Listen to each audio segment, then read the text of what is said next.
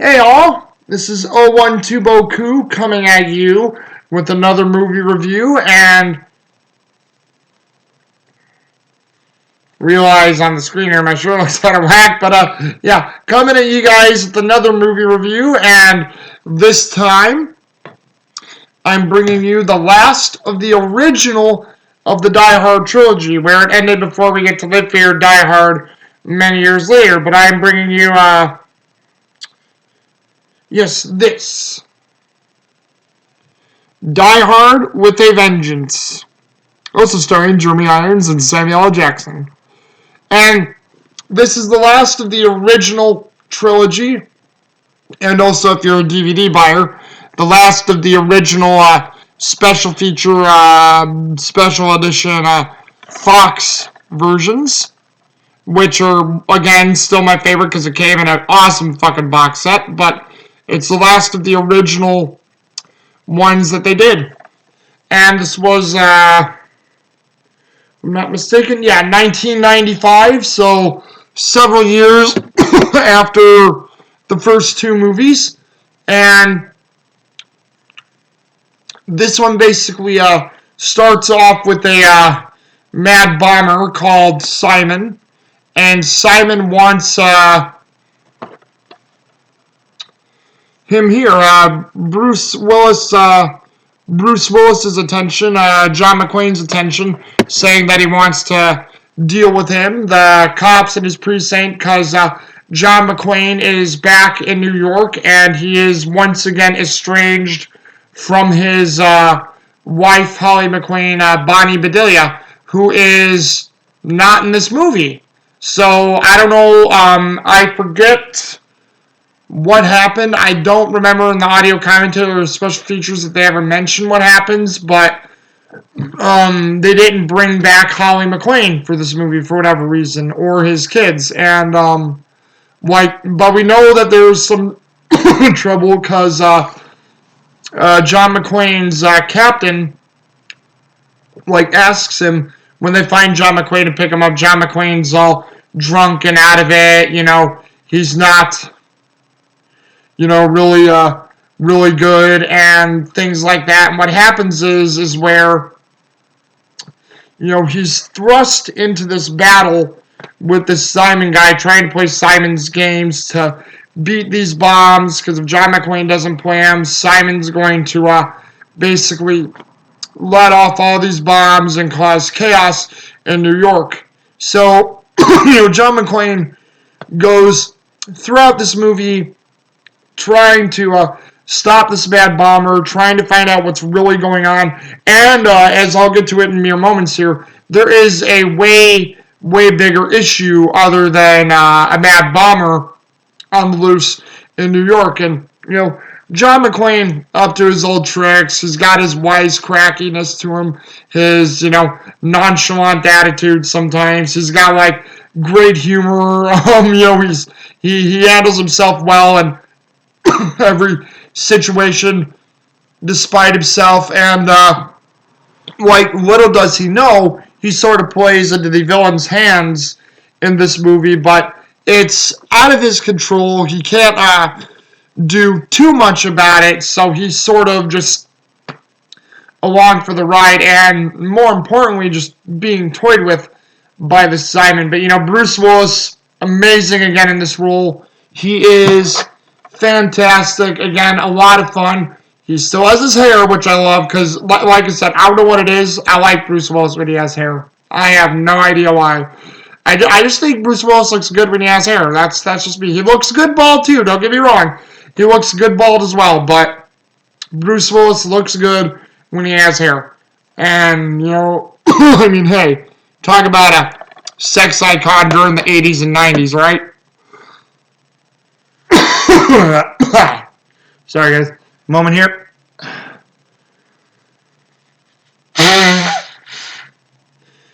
If I sneeze a lot during this review, I apologize. My allergies are out of control. You know, and that's sort of like John McClane too, because I forgot to mention John McClane throughout this movie is asking the villains, side characters, and a lot of people throughout this movie if they have aspirin or anything. Like, because he always says, "I have a big fucking headache. I've been hungover all day. What do you want me to do?" You know, it's like that's one of his biggest ticks, and he, it's just within John McClane's character. It's so good. I'll get to the next one in a moment. If you excuse me, I'm so sorry. I apologize. Like I said, my allergies are in full swing. I hope that's my vitamin C that I took earlier. Trying to work them out. That would be awesome along with my other vitamins, but hey. And now we get to the other character in this film, Jeremy Irons, who plays a great villain in this film, probably one of my favorite villains ever in action and cinema history because of how just vicious of a person he is, but also I like his looseness and I guess respect that he gives the heroes of this movie. But he is Simon, or better known as I will build up here as.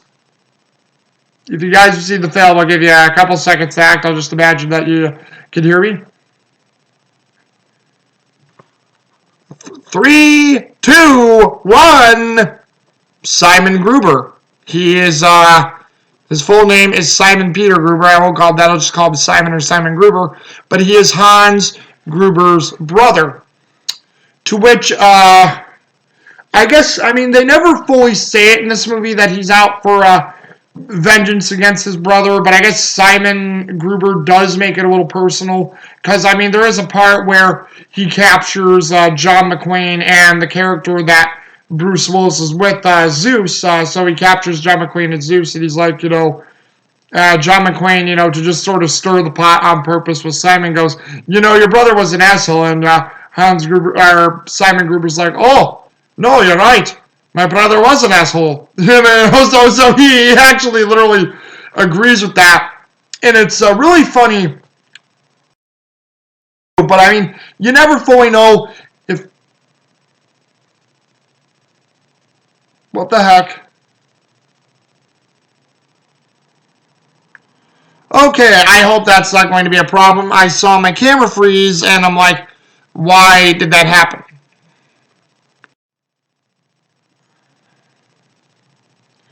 Okay, I am sorry for the cutouts, but that's my camera being, in my opinion, stupid. So you know what, camera? Stop. Because I want to use my actual webcam, but I can't do it till I get a microphone. And, oh boy, this is just reminding me, probably when, there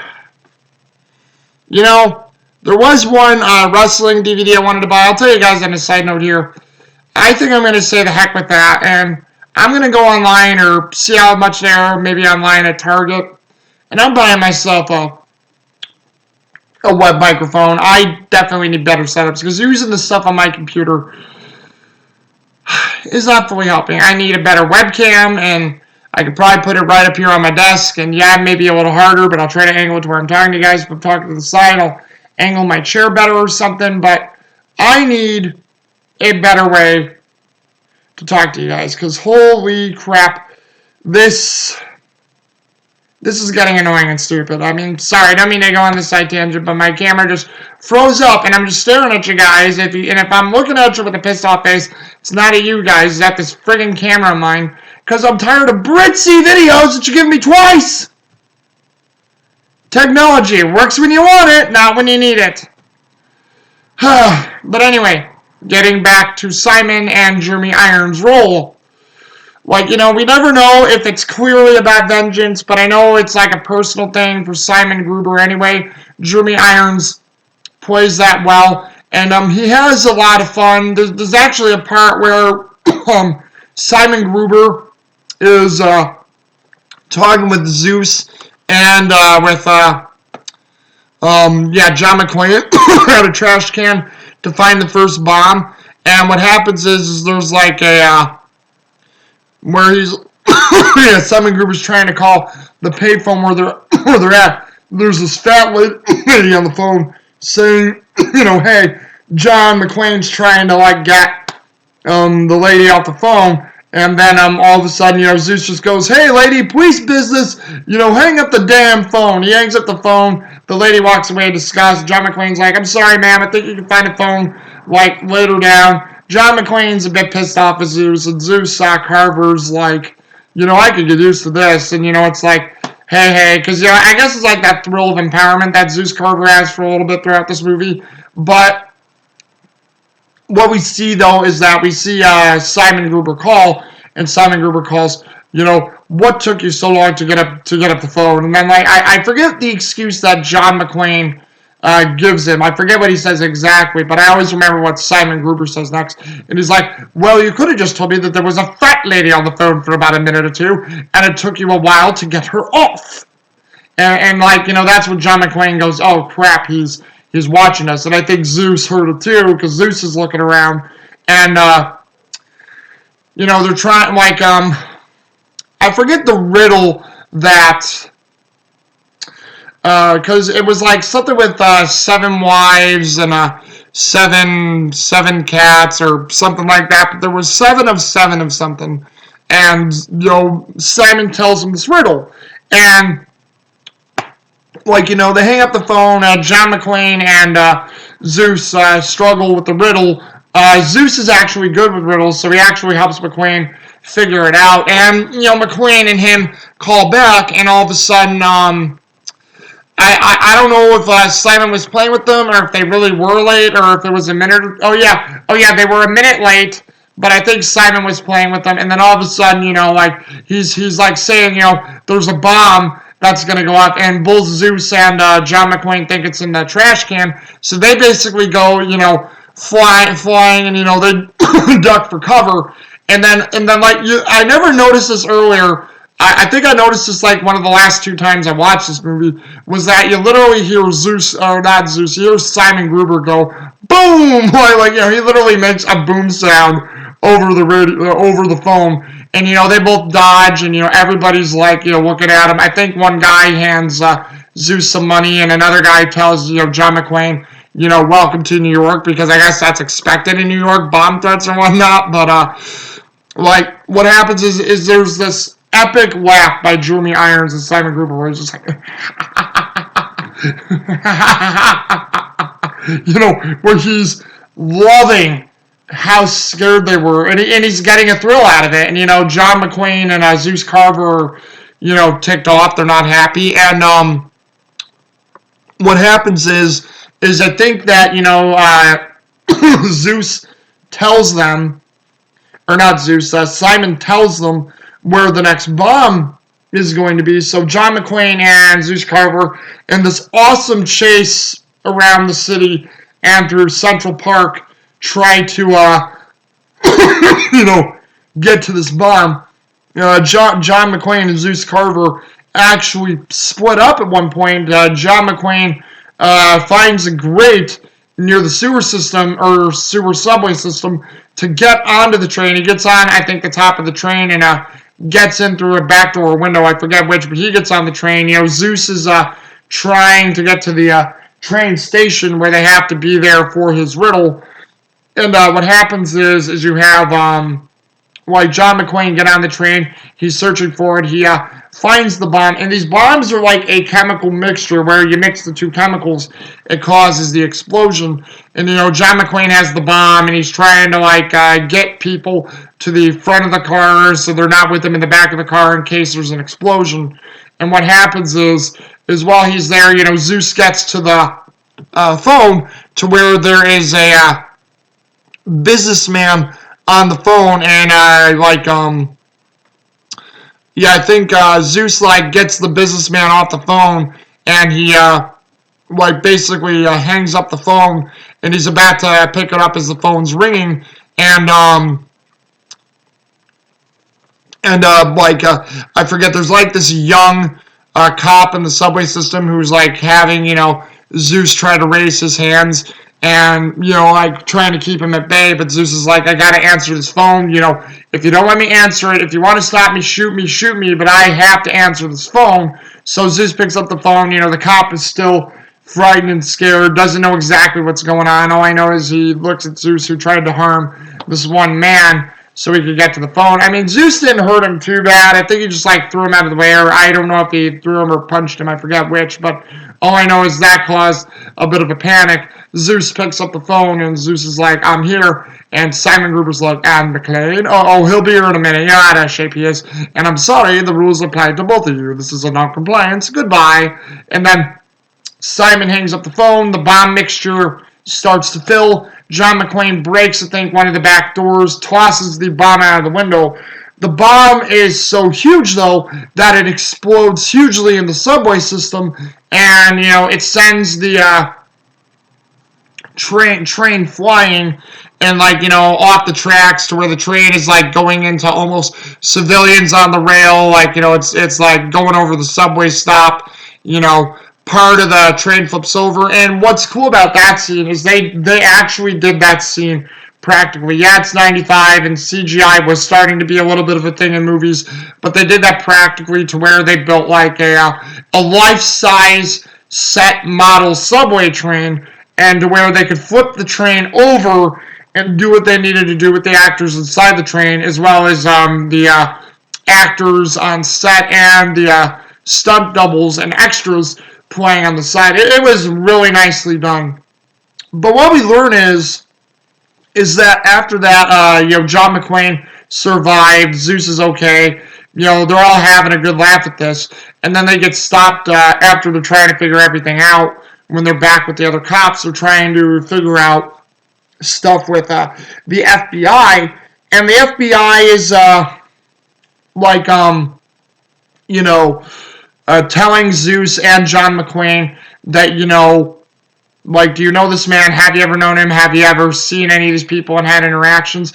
And when the FBI tell John McClane that Simon is also known as Simon Peter Gruber, does that name mean anything to you? I love John McClane's flashback where we see Bruce Willis there staring, his eyebrows raised a little bit, and then they use the Michael Kamen, who I think it's Michael Kamen still.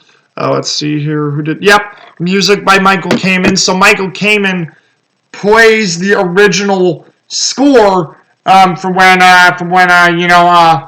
Hans Gruber falls from the window. But you don't hear the whole thing with the da-da, but you still hear the little sleigh bell sound, like the ching, ching, ching, ching, ching, ching, and Hans Gruber just doing that as he's first starting to fall out of the window, and John McClane goes, yeah, name rings a bell, so great nod going back to it. But they tell Zeus and John McClane about Simon Gruber, and, they still continue to go plant these bombs, and Simon Gruber sends the other cops as well around the whole city because he said they put a bomb in a school. And what happens is that Zeus and John McClane have to play Simon's game, and the other cops are looking for this bomb in a school. And you have Jeremy Irons as Simon Gruber on top of the building, and as everybody's scrambling away, he tells his partners they bought it hook, line, and sinker. And then what happens is that this whole time, everything with John McClane trying to get the cops out of the way was all intentional because Simon Gruber wanted to break into the New York State Federal, or New York City or New York State Federal Reserve and take all the gold. Because one of the riddles he tells the cops is, I wouldn't give up John McClane for all the gold in your Fort Knox. So that was sort of like a clue and a nod to his genius there. And they basically break into the Federal Reserves, kill guards or other cops on the way. One of John McClane's friends, Ricky Walsh, gets murdered by these guys. So obviously, again, ruthless people. And, that was Simon Gruber's goal the entire time, was getting this gold from the Federal Reserve. So naturally, as the movie goes along, you find out that John McClane and Zeus Carver figure this out. Zeus and John are trying to stop Simon so they can get the abort code for the school so Simon Gruber doesn't blow up the school. And what happens is the cops find out which school the bomb is at, and it's the school where I think I don't know if they were friends of Zeus's. I think they were Zeus's nephews, but there were these two black kids who were in Zeus's shop at the beginning, and I think they were his nephews or something. Like I said, I forget which, and we learned that let's see, there was a cop who, like I said, dealt with explosives and guns. Let's see, I'll try to find his name here. It was no, not Connie Kowalski. Charles Weiss, or Charlie as they called him, played by Kevin Chamberlain, and Charles Weiss was because basically you had two cops trying to get, I think, Zeus's nephews out of the building and a couple other kids, and you also have Charlie Weiss trying to dismantle this bomb and unhook it so it doesn't explode. And what happens is they want Charlie also to get out of the building. As the other cops try to get the kids out of the building, they want Charlie to leave. Charlie's like, no, I'm staying, he'll get it. And we see how the bomb mixture is starting to mix, and Charlie's rushing to get it unhooked. What happens is right before all the chemicals are done fully mixing, he pulls it out, and part of the chemicals spray on him, but he's sitting there and he's getting all covered in it, and he's like, it's syrup. So when Zeus is threatening Simon Gruber, you have Jeremy Irons playing this very cool, collected character. He's like, well, if you need to do what you got to do, do what you got to do. And then Zeus is trying to fire, but he's just getting a click from the gun. And, Simon goes over to him and says, oh, see, that's your problem. Safety's on. So he unclicks the safety, shoots poor Zeus in the leg, and now he's like, where's McQueen? And, McQueen and Zeus both get captured, and John McClane sees how the gold is also being loaded on this boat, so he knows the whole thing, and he's like, this whole thing has been about gold, and he's also like, there was never any bomb in the school, was there? And you have shoot. Oh yeah, you have I've been saying his name the whole time. Oh, Simon Gruber saying, of course there's been no bomb. We're soldiers, not monsters. And so I mean, and John McTiernan said in the audio commentary, sort of like in the first film, these are vicious people, but yet they're also human beings, so there's a looseness to what they have, to where they wouldn't harm kids. There's actually even a running joke where John McClane and Zeus have one of the bombs they disarmed, and they say in a park, you can't leave that there. Some kid could, and then the German soldiers get it, of Simon Gruber's, and they even say at some point in the film, you're not going to leave that bomb there. Some kid could. So, I mean, making these people not all completely monstrous was a good thing. I mean, they're still vicious, addictive, and bad people, and evil people, but they're not completely soulless human beings, and that's a nice touch to this movie. But yeah, Jeremy Irons is so great as Simon Gruber. It's just great stuff, and like I say, what makes it great is that after they capture John McClane and Zeus, they actually escape with the gold, and I guess one of their soldiers wasn't in on it, and he wanted to know from Simon, where's the gold? I thought we were going to explode the gold on this boat, and then, take vengeance for what happened, and then, you have, this one, lady who was working with them, I think her name's Catalia, it looks like she's gonna shoot Simon, but then she turns the gun on her subordinate, killing him, and, we find out that Catalia and Simon are in love with each other, and there's actually a scene where, that you have Simon Gruber and all his men inside this factory. And he's like, today we came here without a country, and we came for money. Now that we have the money, we need to decide what country we want to buy. And it's like this rousing speech, and then there's a German soldier saying, we need to raise a glass to comrades. And like what I like about it is, even though it is a short moment before John McClane figures out where they are, because in a hilarious way enough, while John McClane is tied up with Zeus on the ship, before Zeus and John McClane escape and get out, John McClane still has his headache throughout the whole film. Like I said, the running joke. And he's like, you got any aspirin, Simon? I have a bad fucking headache all day. I need some help. And, Simon just looks at the... Simon looks at the aspirin bottle, and he says, here, keep the whole bottle. And, just throws the bottle right at him. And that's where John McClane found out where they were hiding, is they were hiding at that factory that makes the aspirin, where Simon Gruber's were getting it from, because Simon Gruber suffers from migraines. And, they almost got away with it until, John McClane and Zeus and everybody else, come on. And then you have this, you have this part where, I think, John McClane and, Zeus are in a police helicopter flying around trying to stop him, and then Simon Gruber and Catalia get in their own, and they're flying around, and what happens is there's a huge helicopter shootout fight. Zeus and John McClane's plane sort of gets knocked down. They crash, but they survive on impact, and the helicopter's good. But you have this part where Simon and Catalia are coming right back around, and Simon's got this grin on his face, thinking he's going to win. But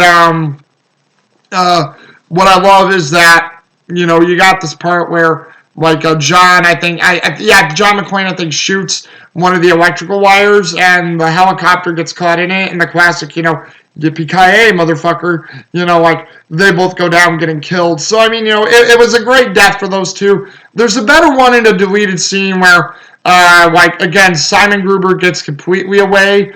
John McClane, we see, goes to the part where, Simon Gruber was staying in Europe somewhere. We learn that John McClane and Zeus stayed good friends after the incident, so they're still good friends. But sadly, John McClane lost his job. He lost his badge. Stuff between his family was still really bad, and he blames Simon for it. And there's this actual cool thing where he plays Simon Says with Simon Gruber with a... I forget if it was a Laws rocket or if it was a type of bazooka, but it was definitely an explosive weapon. I'm gonna say it was probably a Laws rocket, I think.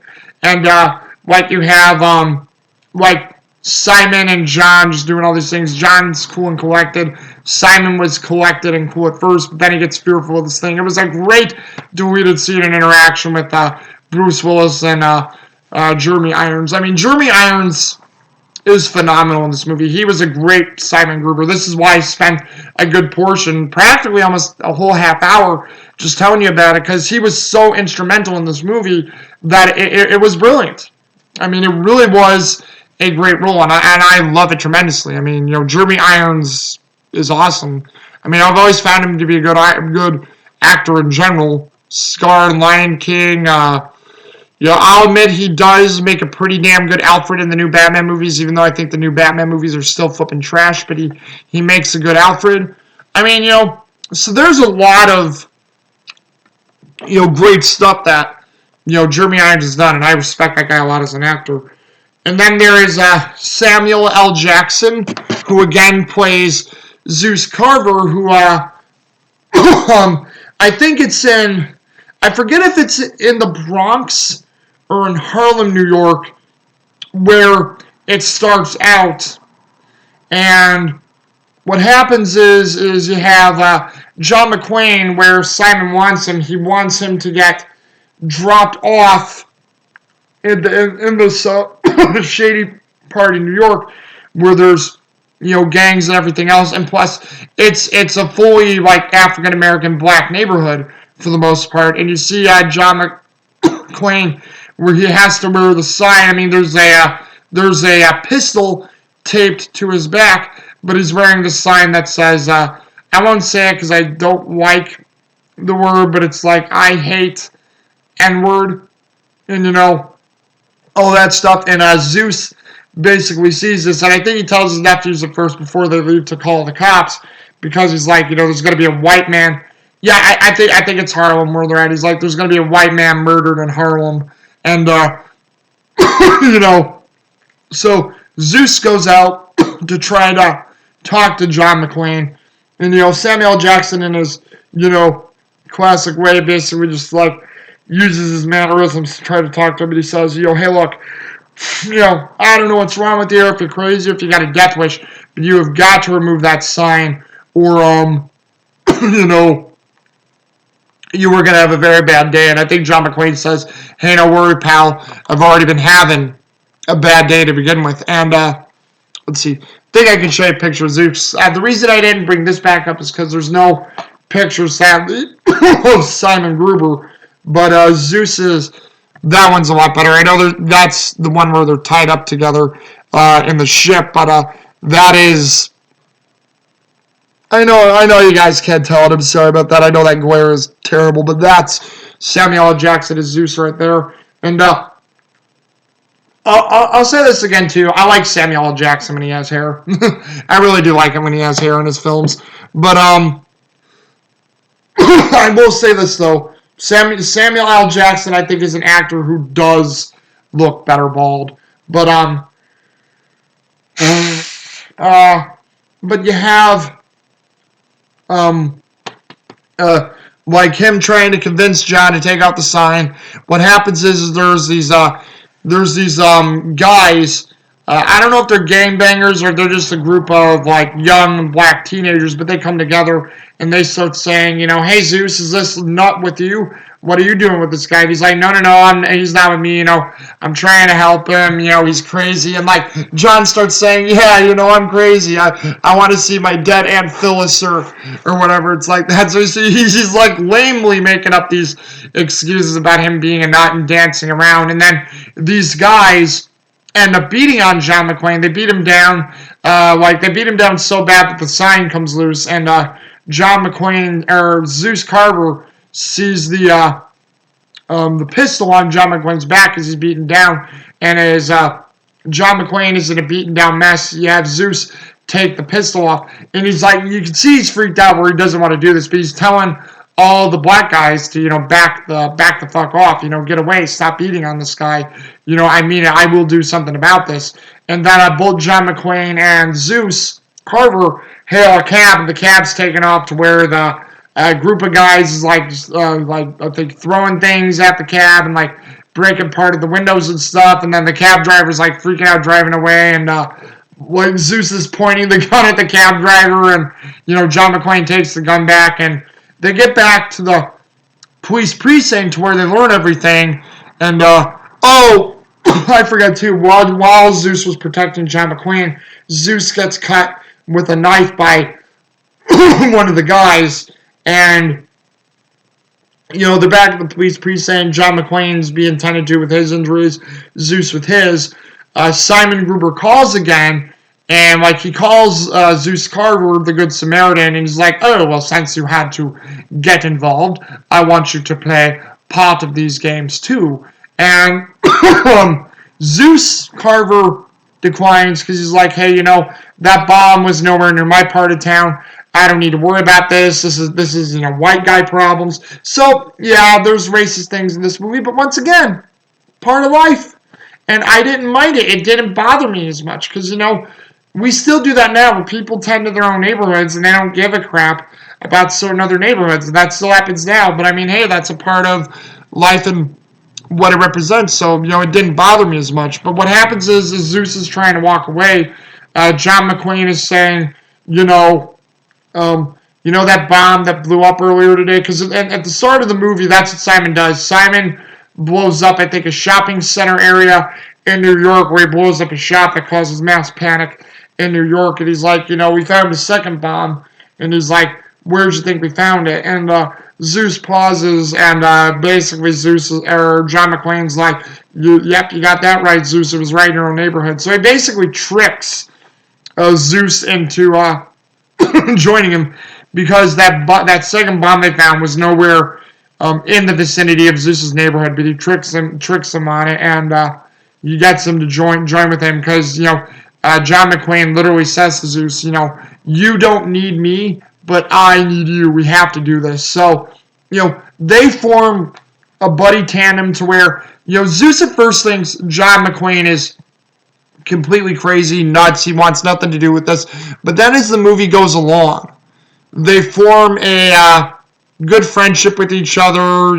They've been through all this wild ride, and it's just a awesome thing to see. They have like similar personalities to each other. One's a bit more racial than the other, but like there's actually a part where John McClane goes, I think it's where they're in the park trying to fill the jugs of water to solve the riddle so the bomb doesn't go off, and John McClane goes, Zeus, you don't like me because I'm white. And like Zeus literally tells him, no, this has nothing to do with you being white. I don't like you because you're going to get me killed. So it had nothing to do with race, even though Zeus spends like the first beginning of the film being a bit prejudicial towards John McClane, but he's like, no, this has nothing to do with you being white. I don't like you because you're going to get me killed.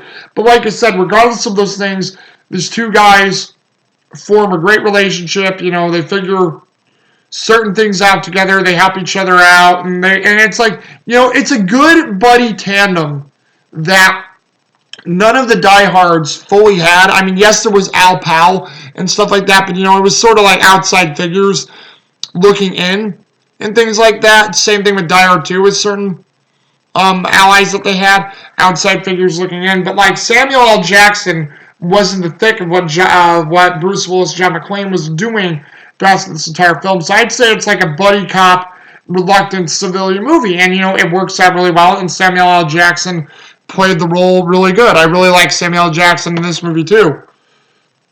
And then there's also Graham Greene, who is one of the cops. He's one of the I believe Graham Greene is a Native American or similar to that, but he plays Joe Lambert, one of the partners of John McClane, and he's basically this guy who has a tough exterior, but he knows what McClane is like. Not a lot phases him, but he always does get worried about certain things, and he's trying to solve everything that goes on. And Joe Lambert, is a really down to earth kind of guy.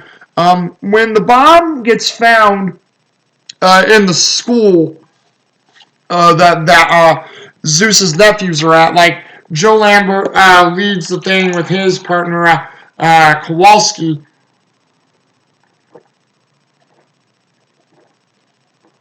Oh, good. I'm getting dried up there. Sorry, guys. Yeah, he leads the Hold on, my dog needs to go out. Hold on, buddy. Hang on. And and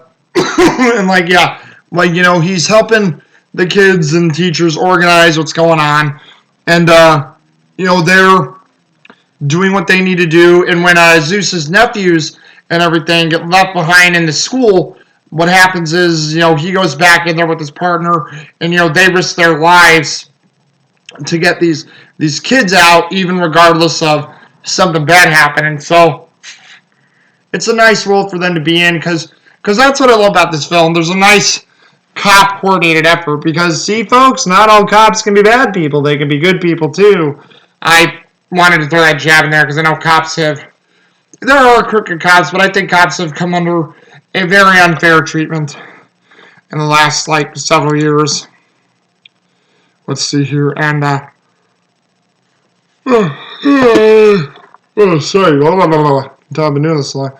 Oh yeah, next is Colleen Camp, who plays let's see, Colleen Camp plays Oh yeah, Connie Kowalski. That's her name, Connie Kowalski, who basically is Joe Lambert's partner, and Connie Kowalski is sort of like she's got a bit like funny moments in this movie. She's always getting upset at Charlie, or she's teasing the captain.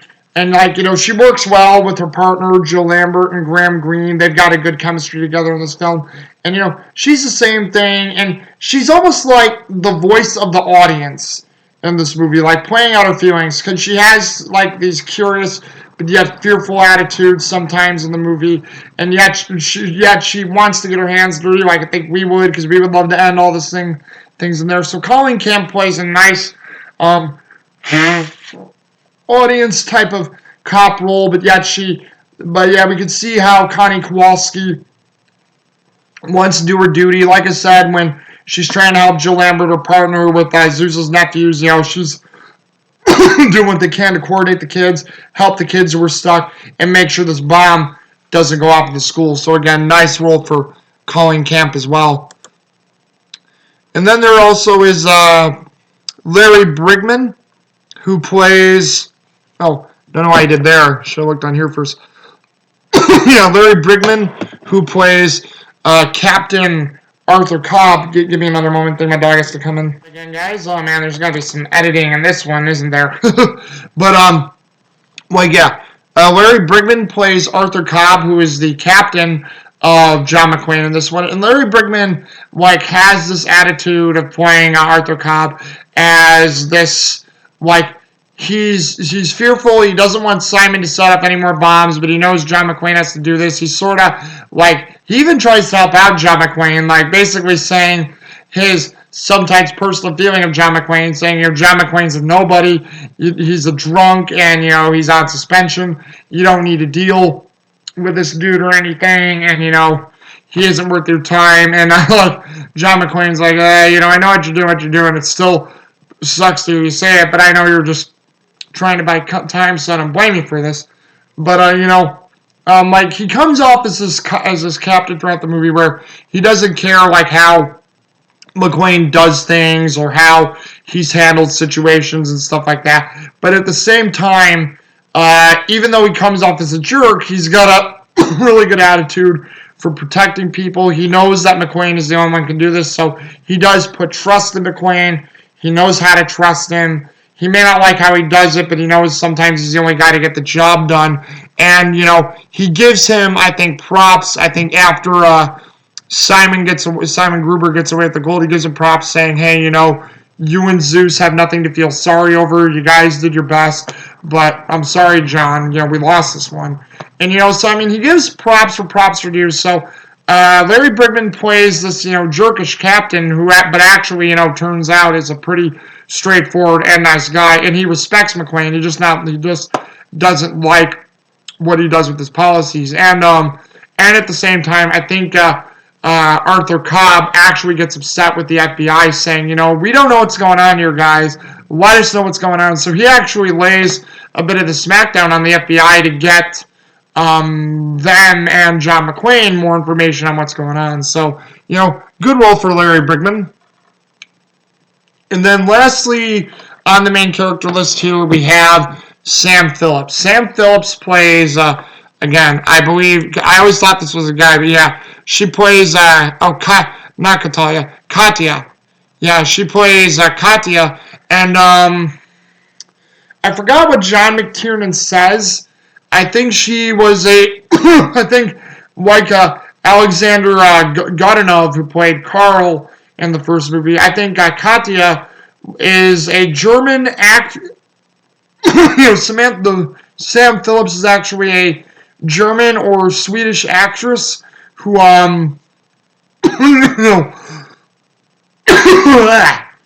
is actually a ballerina or a dancer or something like that, or maybe even she was a fighter. I can't remember what John McTiernan said about her, but I know she isn't just a straight up Hollywood actress, but she has done acting before.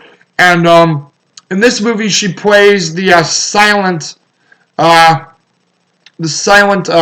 assassin German soldier for I was going to say Hans Gruber, Simon Gruber, because when we see her, she comes in with her associate through like part of the bank vault where they're drilling in, and when Simon Gruber and his men are like basically either capturing or killing the cops who are guarding the vault, there's this last man who's guarding the vault, this sort of like heavyset cop who realizes that they're taking over the whole bank trust of New York, and like he basically grabs a shotgun and is just wildly firing shotgun bullets while Simon Gruber and his men are standing there, and Katya she comes in. I think she has this like curved blade or hooked blade, one of the two, but she comes in.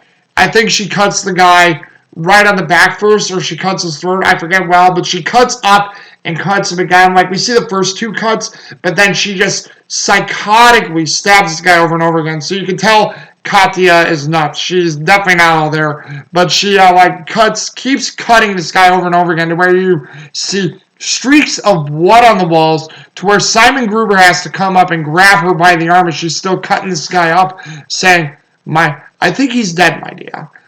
Simon Gruber has to say it like that. It's just like, geez Louise. And she's always around him or his associate or her associate. And, as they're robbing the bank, you sort of see glimpses where Katya and Simon Gruber look at each other. I didn't think anything of it, and I still somewhat don't think much of it when I see this movie, because they were very good at hiding it. I mean, you can see where the glimpses could make sense now, but they were very good at hiding it in this movie.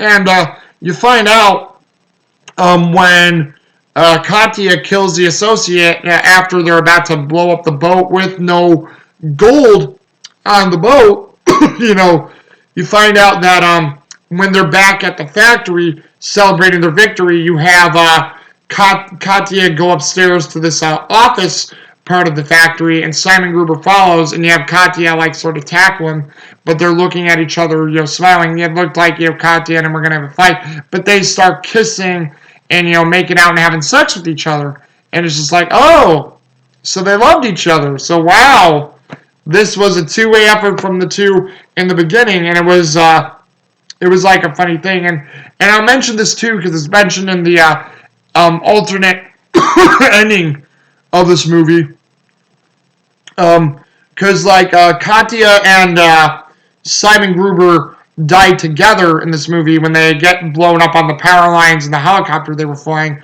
from John McClane. But what we have is it was when John McClane came in with, like I said, the rocket, and he's playing the Simon Says game with Simon Gruber.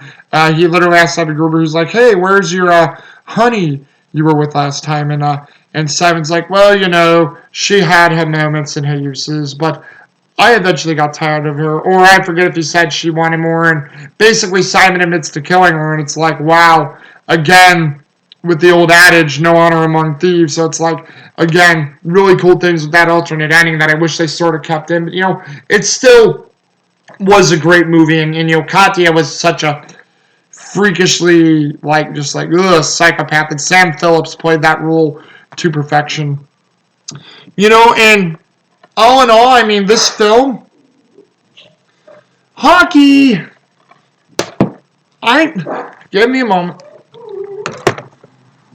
Hawk, seriously, you keep interrupting my review. Hey guys, my dog's hearing a lot of stuff during this filming of the review, so yeah, it's unfortunate, but hey, but this film had a lot of great stuff, and it's really just a fun-filled film, and I mean, great action, great moments, like the Central Park chase is great, the robbing of the New York Bank Trust is great, or the New York Federal Reserve is great. The games that Simon Gruber plays with the guys is great. The tunnel chase, the tunnel being flooded by Simon Gruber and all of them was awesome, and it gave a great moment for McClane to go being sucked out of the tunnel and going flying into the air, which I think even John McTiernan says in the audio commentary probably would not have been possible. But once again, you watch these action movies to suspend your belief and just have fun with it. And this movie did all that. This movie had a great story. It was a great tie-in to all three films. It was a great to the first two films. It was enjoyable. It had a lot of fun. I really enjoyed the villain, Simon Gruber. I mean, it really works a heck of a lot well, and I've got to say, I enjoy every minute of it. I mean, once again, great directing by Jonathan McTiernan. And Jonathan McTiernan took a script that, what was his name? Who was the writer for this movie? Oh yeah, Jonathan Hensley. Jonathan Hensley made the script originally about Matt Barmer, which he was going to call Simon Says. And when Jonathan Hensley was trying to get a movie company to sign off on Simon Says for this movie, which eventually became Die Hard with a Vengeance, nobody wanted to.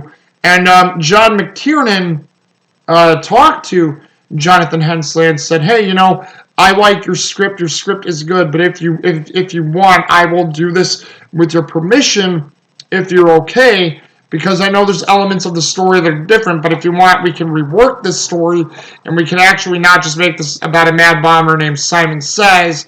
We can actually turn this into a third Die Hard movie if you want." And Jonathan Hensley went for it, so he rewrote a little bit of the script for Simon Says, added in a lot of the Fort Knox stuff, which wasn't originally there, the Simon Peter Gruber connection and all these other fun things.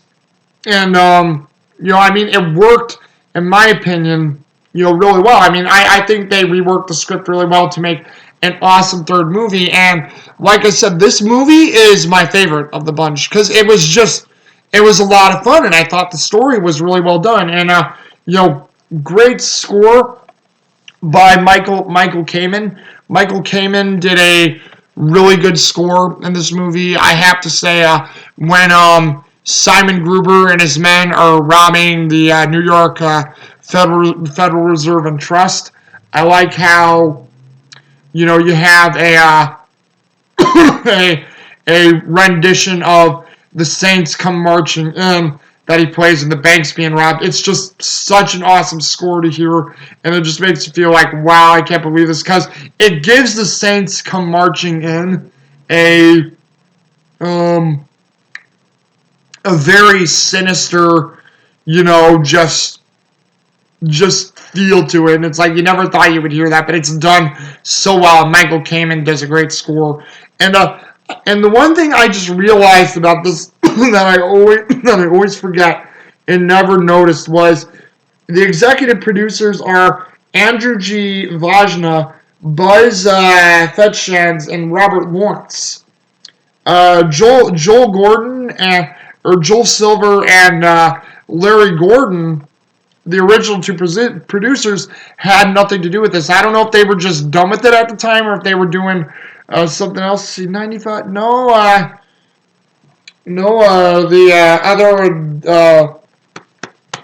the other Lethal Weapons weren't in production yet. So I mean, it just been, or actually, wait, maybe it was because I forgot. Lethal Weapon 4 happens in '96.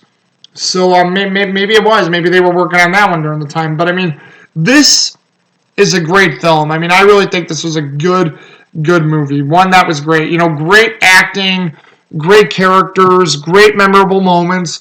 I actually like how it takes place in New York in this one.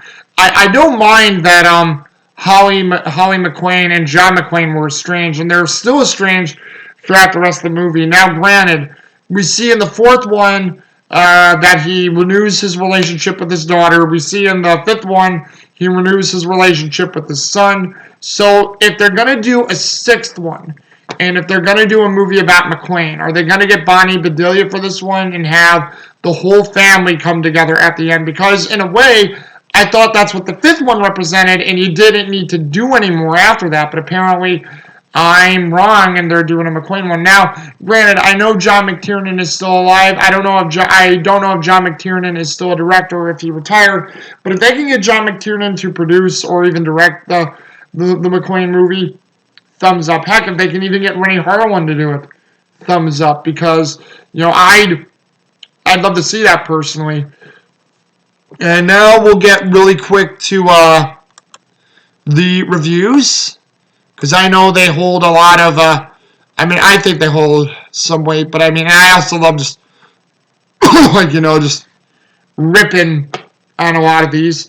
And let's see, we have Die Hard with a Vengeance. And I love this. This made me laugh at first seeing this. 59% on the critic tomato meter.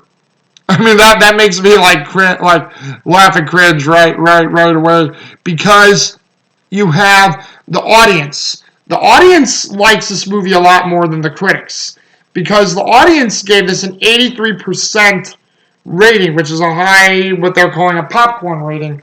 And I have to agree with the audience. I thought the third movie was a great movie. You know what I mean? It's you know what I mean? I thought it was just a great roundup for all the original three, so I can't hate on it.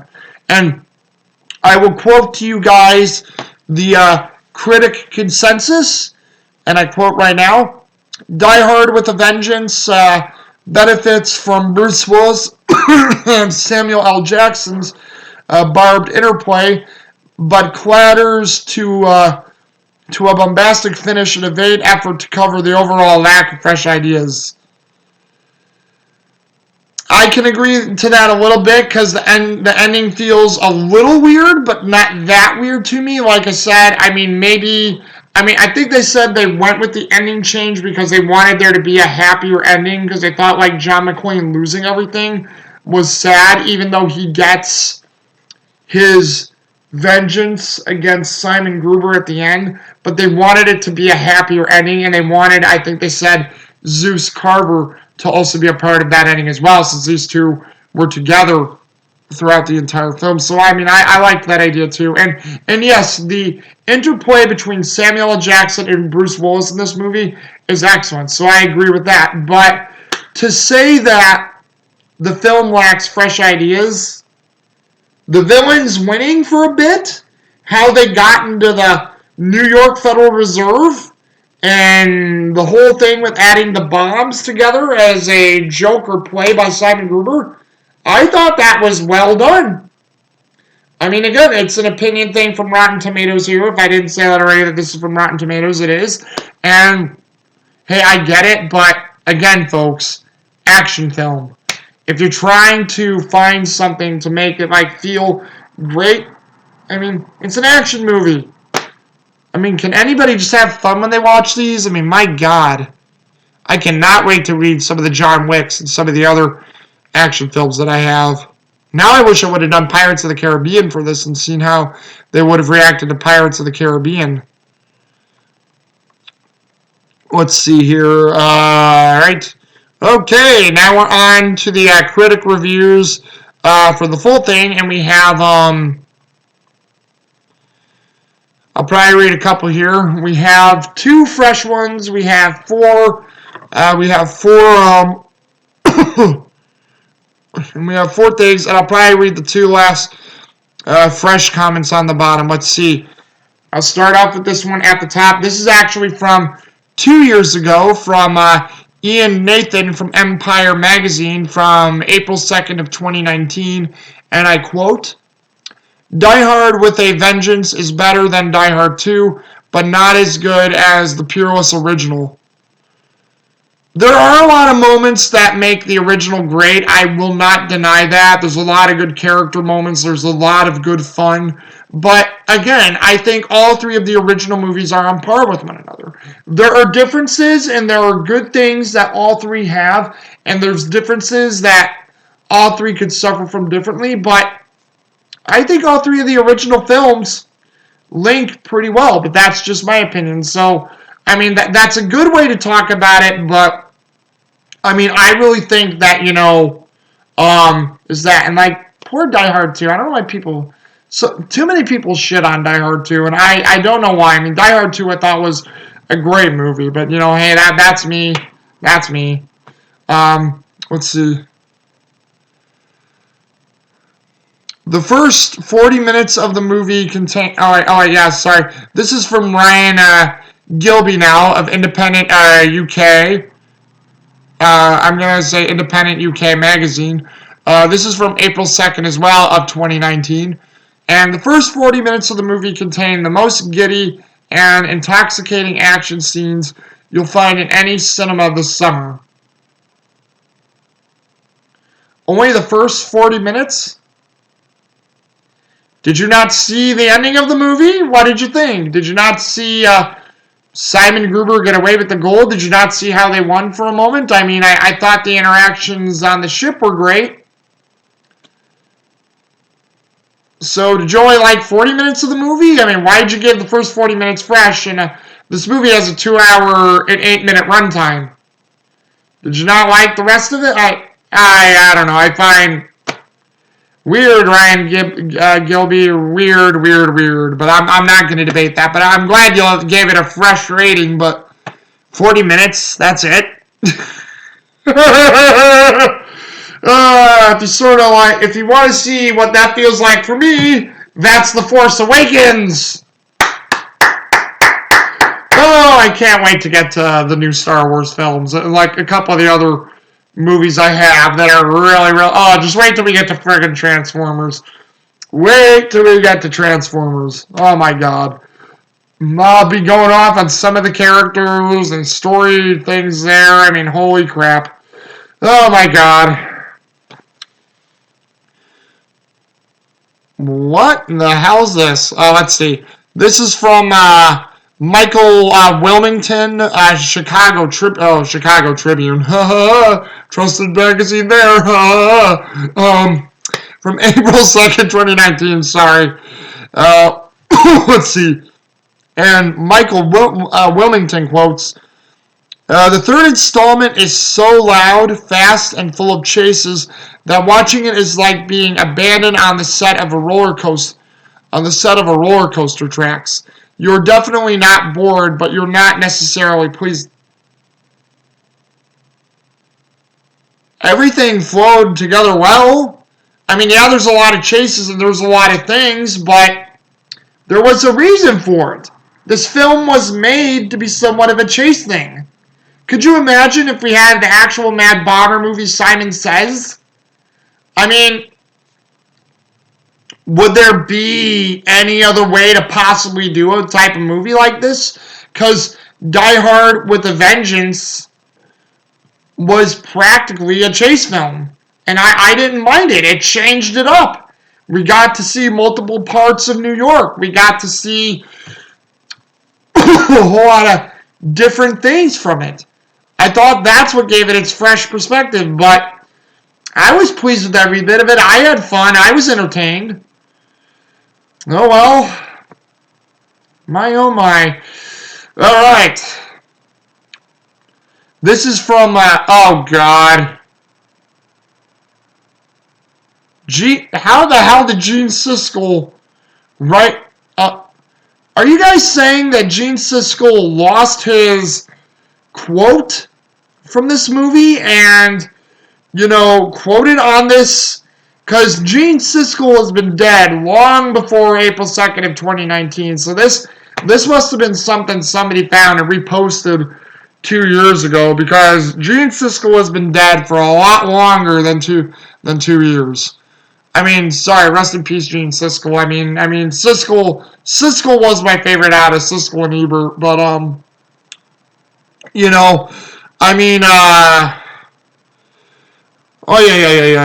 let's see here. So, yeah, Gene Siskel, unless this is another guy using his name, from the Chicago Tribune from April 2nd of 2019, quotes, watching Die Hard 3 is like moving along a conveyor belt with shocks applied to your brain every 10 minutes. It wore me out, and this from a critic who actually put Die Hard 2 at his best on his 10 best list 5 years ago. Well, there is a lot of moving parts, so I can't disagree with Gene Siskel, but man, Gene, you would not like some of the action films of today. Like, they would, if there is an action film today, the way the there, but hey. Let's see. This is from, oh wow, here's a bit of an older one. This is from September 7th of 2011 from I was about to say Dave Owen Gleiberman from Entertainment Weekly. Oh, Entertainment Weekly. Ugh. Trusted source here again. let's see. He has in quotations, and I quote, "The filmmakers overcook the Die Hard concept until they lose the juice of their own recipe." That's 5. That's not Die Hard with a Vengeance. That's 5. 5 was fun, but man, you can tell they were reliving a lot of tropes in 5. So that's 5. Man, people really like to crap on Die Hard 2 and Die Hard with a Vengeance. I don't know why. My favorite film needs consoling. Don't you? Don't worry. I love you. I will always love you. I know this looks weird, folks, but it's just for fun. Because I love this movie. This is my favorite in the trilogy, so don't worry. Their nasty words can't hear you. I'll caress you in my bed later. I do not do that. So again, I do not do that stuff. Do not get wrong ideas. I will read you 2. Honk for love of Pete! Shut up! Stop letting other dogs. A lot of edits. Not happy about that. Alright. This one is from last year, from Mike Massey, Gone with the Twins, September 11th, 2020. Fast-paced, regularly thrilling, and with a greater serving of wisecracks. That is a review. If you want a quick review, that is a review. That is what this movie mainly represents. Fast-paced, thrilling, lots of wisecracks, and great stuff. I would also say great story and great characters. So well done, Michael Massey. You have thrilled me. Thrilled me a bunch. And then one more from August 28th of 2020 from Tom Meek, Cambridge Day, and I quote, "He just puts Irons is fabulous." Yes, he is. I still think this is one of Jeremy Irons' best roles, right next to Scar from The Lion King, because those two have always been atop Jeremy Irons' list for me. I mean, I think Jeremy Irons is absolutely fabulous. I love his work. He's a great British actor, and worthy of the praise that people give him, I think. So that is really good stuff. So and if you guys, again, I'll tell you my opinion here. Oh Lord, get off. Sorry about that. I had a video play there. But overall, this film I really love. It's my favorite of the original trilogy. It's my favorite of the Die Hard pictures. But like I said, for me it goes Die Hard with a Vengeance, Die Hard 2, Die Harder. And that's not saying that I don't like Die Hard 2, Die Harder. I actually, it's the last one of the original trilogy, but I think all these films are an equal standing. But if you wanted my favorites to like my last least favorite, that would be Die Hard 2, Die Harder, sadly. But I love all 3 of these films greatly, and Die Hard with a Vengeance is just my favorite because I love what they changed. I loved how they made the villains even more formidable. I loved how the villains almost got away with it, even if it was very short-lived. I loved how the characters were, the sophistication.